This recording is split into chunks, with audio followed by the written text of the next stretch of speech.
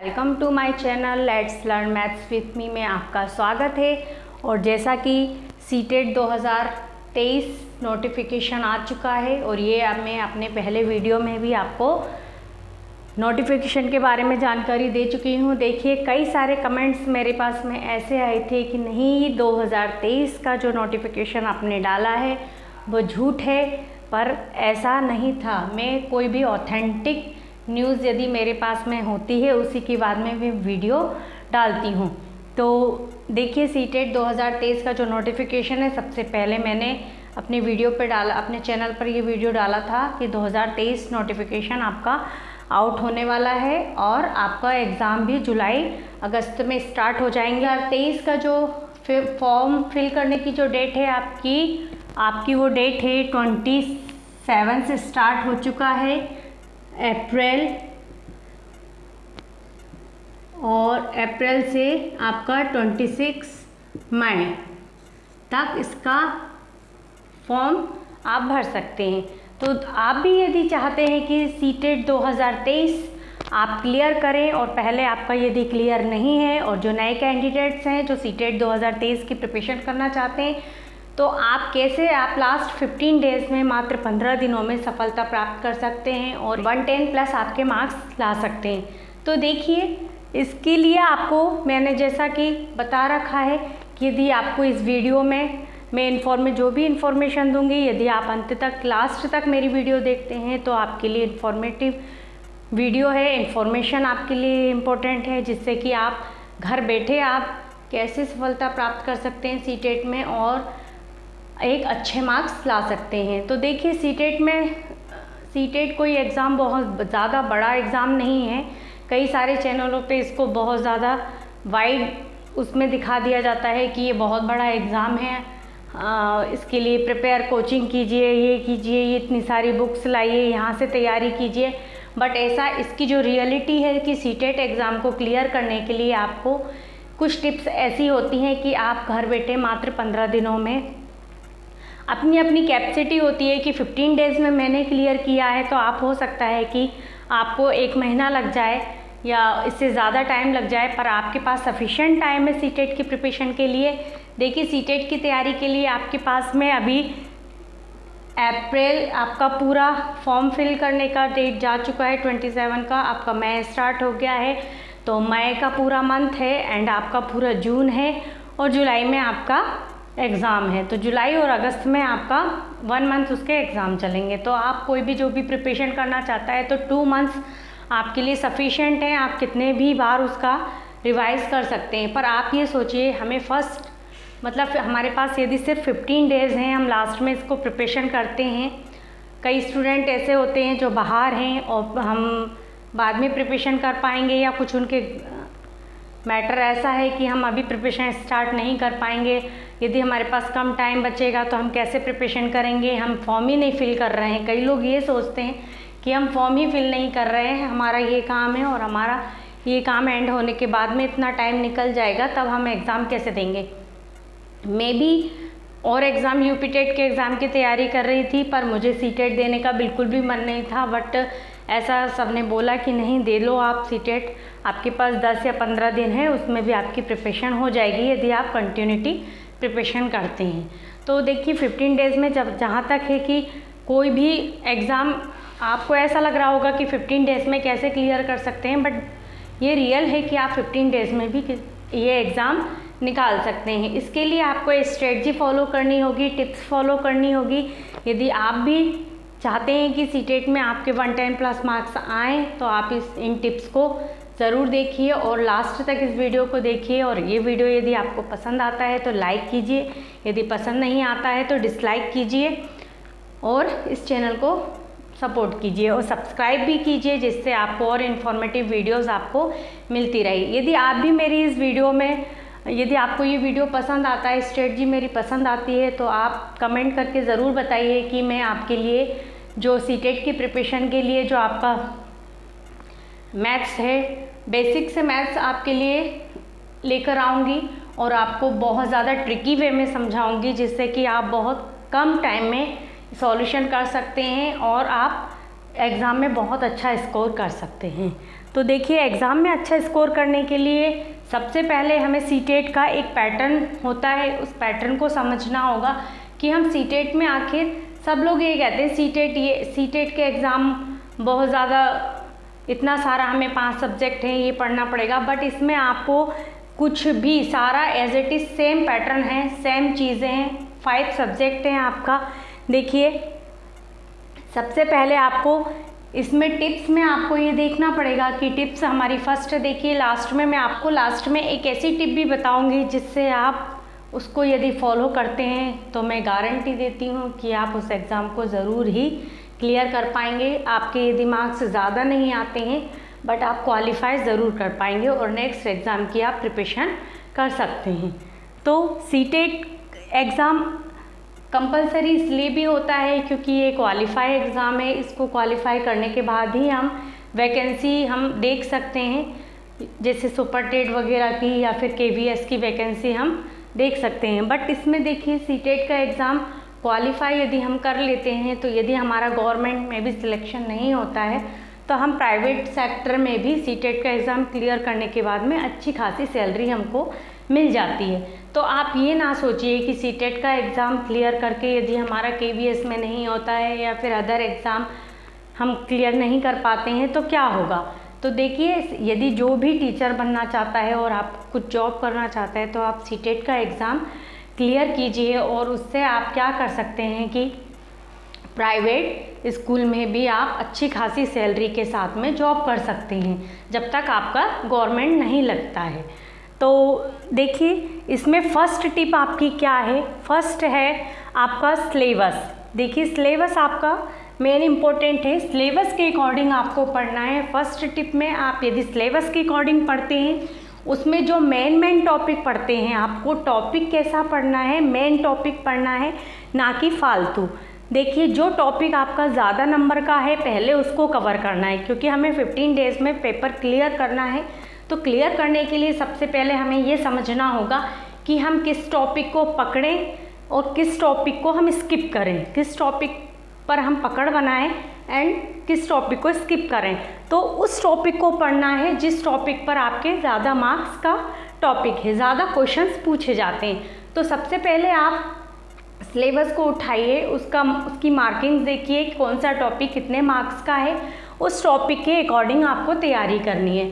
ठीक है, फर्स्ट आपका ये है, आपका बेंच पे हमेशा सिलेबस होना चाहिए साथ में। मैंने भी ऐसा ही किया था। यदि सिलेबस आपके पास में नहीं होगा तो आप भटक जाएंगे, आप अदर टॉपिक पर पहुंच जाएंगे। तो यदि आपको इस टॉपिक के अकॉर्डिंग पढ़ना है, यदि आपको एग्ज़ाम क्लियर करना है तो टॉपिक के अकॉर्डिंग ही पढ़ेंगे। तो टॉपिक ऐसा होना चाहिए कि जो आपको समझ में आता है तो पहले उस टॉपिक को आप स्किप कर दीजिए, और जो आपको समझ में नहीं आ रहे हैं, जिन टॉपिक्स में आपकी पकड़ नहीं है, उन टॉपिक्स को आप पहले पढ़िए और उसमें भी आपको उस टॉपिक को प्रायोरिटी देनी है जो टॉपिक ज़्यादा मार्क्स का है। तो आपको मैक्सिमम मार्क्स वाला टॉपिक आपको पहले करना है। ठीक है, फर्स्ट। ओके, उसके बाद में आपको यदि आपका टॉपिक क्लियर हो जाता है उसके बाद में आप अदर टॉपिक को पढ़ सकते हैं। इसके बाद में आपको क्या करना है, सेकंड है, देखिए आपका हिंदी हुआ, फर्स्ट सब्जेक्ट आपका क्या है, हिंदी है। ओके, सेकंड आपका इंग्लिश है, मैथ्स है, आपका EVS है, पर्यावरण, ठीक है, इसका है आपका इन्वायरमेंटल, ठीक है, पर्यावरण है ये आपका, और इसके बाद CDP, ठीक है, चाइल्ड डेवलपमेंट पेडागोजी है। तो ये आपका देखिए इसमें आपके सारे 30 मार्क्स के होते हैं। ये अभी आपका 30, इसमें आपकी 15 की क्या होती है, पेडागोजी। ठीक है, इसमें 15 की आपकी क्या होगी, पेडागोजी, इसमें भी आपकी 15 की पेडागोजी होगी और इसमें भी 15 की पेडागोजी और इसमें भी आपकी सब में 15 की क्या मिलती है, पेडागोजी मिलती है। देखिए आपका मैथ्स, यदि मैथ्स आपका नहीं है और 15 डेज़ में आप एग्ज़ाम क्लियर करना चाहते हैं, जिसका मैथ्स बिल्कुल भी नहीं आता है, तो आप मैथ्स को स्किप करिए। ओके, मैथ्स ना पढ़िए, मैथ्स को क्योंकि मैथ्स लगाने के लिए आपको ज़्यादा से ज़्यादा टाइमिंग देनी पड़ती है। मैथ्स के लिए आपको 2 आवर्स आपके वेस्ट होंगे। उसमें आप क्या कर सकते हैं, उसकी पैडागोजी को स्ट्रॉन्ग कीजिए, क्योंकि पैडागोजी आपका एक सिमिलर टॉपिक है, एक जैसा टॉपिक है, सब में आपकी पैडागोजी आनी है। मैथ्स की पैडागोजी आप 15 मार्क्स ला सकते हैं। इंग्लिश में भी यदि आपको ग्रामेटिकल पोर्शन तो बिल्कुल नहीं करना है, इसमें आपको ग्रामर नहीं पढ़ना है। ओके, हिंदी में भी आपको हल्की फुल्की ग्रामर के 1-2 क्वेश्चंस पूछे जाते हैं। अदरवाइज़ आप क्या कर सकते हैं, पैराग्राफ इसमें आता है, पैराग्राफ को आप तैयार करिए बिल्कुल अच्छे से। पैराग्राफ आप बिल्कुल अच्छे से तैयार कर लीजिए। पैराग्राफ के क्वेश्चंस आते हैं, पैराग्राफ से आप डायरेक्टली पुट इसकी प्रैक्टिस कर सकते हैं। डायरेक्टली आपको पुट करना होता है क्वेश्चंस, ठीक है। आंसर आपको पैराग्राफ में ही फाइंड करना होता है और उसका आंसर आपको टिक करना होता है। तो आपको 15 मार्क्स की पैडागोजी, देखिए सिमिलर टॉपिक है, 15 मार्क्स की पैडागोजी आप ज़्यादा से ज़्यादा प्रैक्टिस सेट से आप करिए, क्योंकि इसके क्वेश्चंस हमेशा रिपीट होते हैं। इसके क्वेश्चंस क्या होते हैं, पैडागोजी के क्वेश्चंस हमेशा रिपीट होते हैं। तो आप प्रीवियस ईयर के क्वेश्चंस पेपर से यदि आप पैडागोजी पढ़ते हैं और पहले आप उसका कंसेप्ट पढ़ लीजिए। पैडागोजी का भी ऐसा होता है कि जो इम्पोर्टेंट टॉपिक्स हैं जैसे डेवलपमेंट है, पियाजे, वाइगोट्स्की, कोलबर्ग, इससे क्वेश्चन आपका 101% क्वेश्चंस आते हैं हमेशा। तो ठीक है, लर्निंग स्किल्स हैं, तो कुछ टीचिंग मेथड्स हैं, इसके क्वेश्चंस आपको हमेशा पूछे जाते हैं। तो इन क्वेश्चंस को आपको हमेशा क्या करना है, हमेशा प्रायोरिटी देनी है और इन क्वेश्चंस पे ज़्यादा आपको पकड़ बनानी है, इस टॉपिक को ज़्यादा पकड़ के रखना है और इस पे क्या करनी है, आपको प्रैक्टिस करनी है। मीन्स पैडागोजी के ज़्यादा से ज़्यादा क्वेश्चंस आपको लगाने हैं। प्रीवियस से लगा सकते हैं आप, बिल्कुल प्रीवियस प्रैक्टिस सेट से लगा सकते हैं, या पहले आप प्रीवियस ईयर के क्वेश्चंस आप सॉल्व कीजिए उनको, कि आपको पैडागोजी कितनी आपको समझ में आ रही है। वो पहले उसका कंसेप्ट पढ़ लीजिए, उसके बाद में आप प्रैक्टिस लगाइए, ठीक है। और जो ज़्यादा मार्क्स के क्वेश्चंस हैं आपको आने वाले हैं, आते हैं हमेशा, तो उनको आप सबसे पहले आप उसको प्रायोरिटी दीजिए, उसके बाद में अदर टॉपिक आप क्लियर कीजिए। यदि आपको आता है टॉपिक्स, यदि आपको समझ में आता है और जो टॉपिक आपको आते हैं, तो मैं हमारा थर्ड है आपका ज़्यादा से ज़्यादा 15 डेज़ के लिए आप समझ लीजिए कि 15 डेज़ के लिए भूल जाइए कि आप ज़्यादा से ज़्यादा टाइमिंग आप अपनी स्टडी को दीजिए, तभी आप 15 डेज़ में क्लियर कर सकते हैं। ये 2 मंथ्स आपके लिए बहुत, ये सोचिए बिल्कुल ही आप 120+ मार्क्स बिल्कुल 101% आपके आ सकते हैं यदि आप इन मेथड्स को फॉलो करते हैं। यदि आपके पास बहुत सारे स्टूडेंट ऐसे हैं कि उनके पास अभी टाइमिंग नहीं है, कोई अदर एग्ज़ाम चल रहा है, या वो सीटेट की प्रिपरेशन करना चाहते हैं और सीटेट का एग्ज़ाम भी क्लियर करना चाहते हैं, पर उनके पास टाइम नहीं है, तो वो एग्ज़ाम सोच रहे हैं कि हम स्किप कर दें, हम नहीं दें, बट ऐसा नहीं है। आपके पास लास्ट के भी यदि 15 डेज़ बचते हैं तो आप बिल्कुल इस एग्ज़ाम की प्रिपरेशन कर सकते हैं और क्वालिफाई भी कर सकते हैं। तो देखिए, प्रैक्टिस सेट आपका ज़्यादा से ज़्यादा टाइमिंग आपको स्टडी पे देना है। आप 15 डेज़ के लिए बिल्कुल सोइए नहीं, बिल्कुल सोना भूल जाइए कि आपको सिर्फ ओनली एग्ज़ाम क्लियर करना। आपके माइंड में सिर्फ ये थॉट्स आना चाहिए कि हमें एग्ज़ाम क्लियर करना है और 15 डेज़ के लिए हमें सोना, खाना, पीना सब तरीके से हमें भूलना होगा। ऐसा नहीं है कि बिल्कुल ही भूलना होगा, बट ये है कि आपको कम से कम टाइम इन चीज़ों पे देना है। सोना सिर्फ उतना ही है जितना आपके लिए ज़रूरी है, ज़्यादा नहीं है, ठीक है। ज़्यादा से ज़्यादा आप टाइमिंग क्या करिए, अपनी स्टडी को ही दीजिए, ठीक है। यदि हाउसवाइफ हैं तो हाउसवाइफ उस टाइम को मैनेज, अदर घर में जो पर्सन है उनसे कंसल्ट करिए कि 15 डेज़ मुझे सिर्फ ओनली 15 डेज़ हैं मेरे पास में किसी भी एग्ज़ाम को क्लियर करने के लिए, तो आप मुझे 15 डेज सपोर्ट कीजिए। उसके बाद तो वो ज़रूर सपोर्ट करेंगे। यदि आप इस तरीके से आप घर में कन्विंस करते हैं, किसी से बोलते हैं, तो ज़रूर आपको सपोर्ट मिलेगा, ठीक है।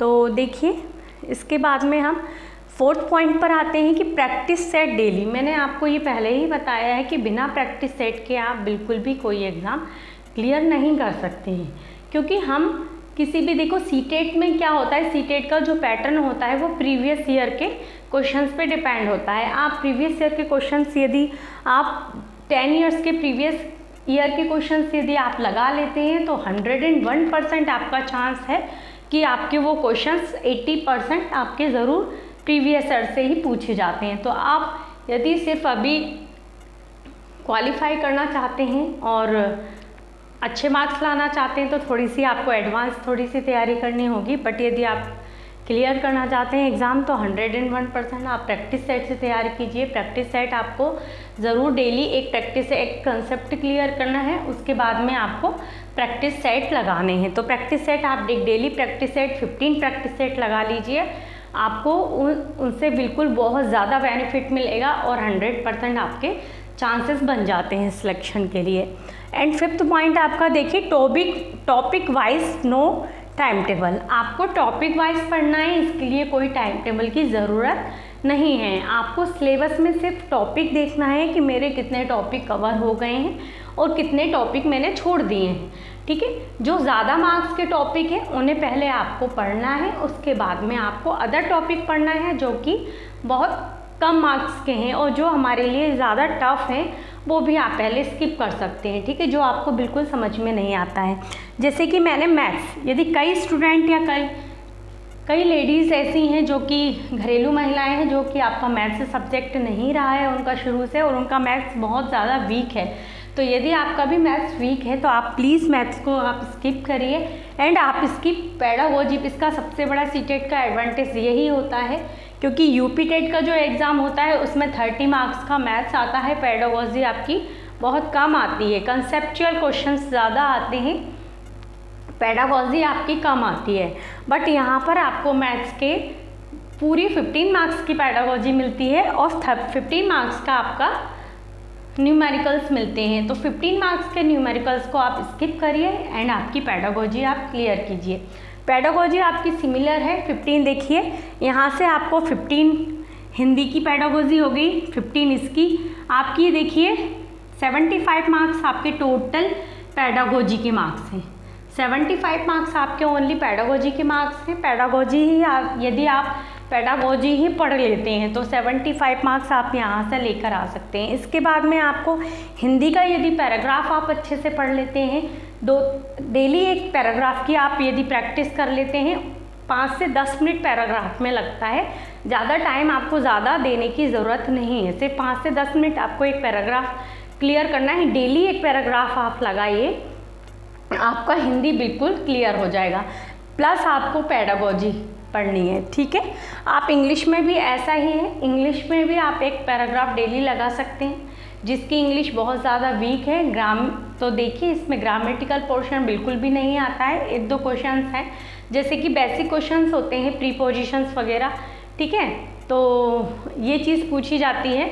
बेसिक जो ग्रामर होती है इंग्लिश की तो वो आपके आर्टिकल्स वगैरह ये पूछे जाते हैं, तो इसमें आप बेसिक जो नॉलेज है वो उसमें आप थोड़ा बहुत पढ़ सकते हैं। और इसके बाद में आपको डेली आपको एक पैराग्राफ प्रैक्टिस करनी है। तो देखिए 15 मार्क्स की आप पेडागोजी क्लियर कर लेंगे और 15 मार्क्स का आप पैसेज।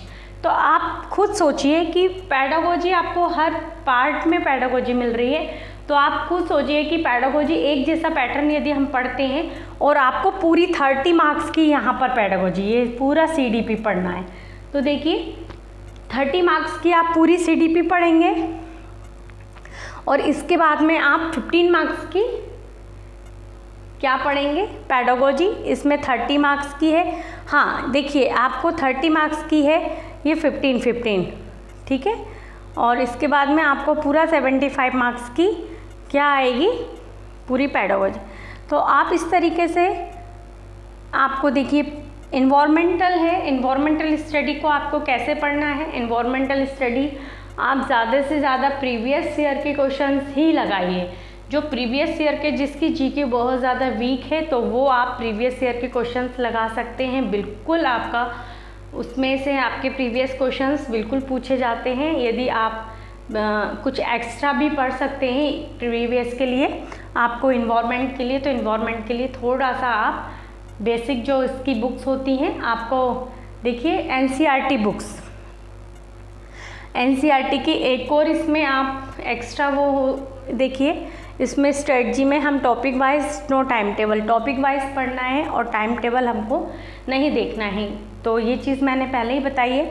इसके बाद में आपको यदि इन्वायरमेंट क्लियर करना है, इन्वायरमेंटल के लिए आप 8th क्लास तक की आपकी एनसीईआरटी बिल्कुल पढ़िए। एनसीईआरटी बुक्स सीटेट एग्ज़ाम को क्लियर करने के लिए सबसे ज़्यादा बेनिफिशियल बुक्स होती हैं, क्योंकि हमारे पास हमें कम दिनों में यदि सिलेक्शन लेना है तो आप सारी एनसीईआरटी ना पढ़कर जो मैंने बताया है, Hindi, English, maths, EVS, CDP में आप सीडीपी का प्रैक्टिस सेट लगाइए। पिछले क्वेश्चंस ही सारे इसमें आ जाते हैं। इसके बाद में ईवीएस के लिए आप एनसीईआरटी प्रेफर कर सकते हैं, क्योंकि ईवीएस के लिए यदि आप प्रैक्टिस सेट भी लगाइए और कंसेप्ट का क्लियर करने के लिए, क्योंकि हम ईवीएस में ऐसा होता है इन्वायरमेंटल में जब तक कि हमें कंसेप्ट क्लियर नहीं होता तो हमें वो चीज़ याद नहीं होती है, हम लर्न नहीं कर पाते हैं, जिसकी जीके वीक होती है। तो उससे इन्वायरमेंटल यदि स्टडीज़ के लिए आपको एनसीईआरटी बुक्स 8th क्लास तक की आप बिल्कुल अच्छे से पढ़ लीजिए।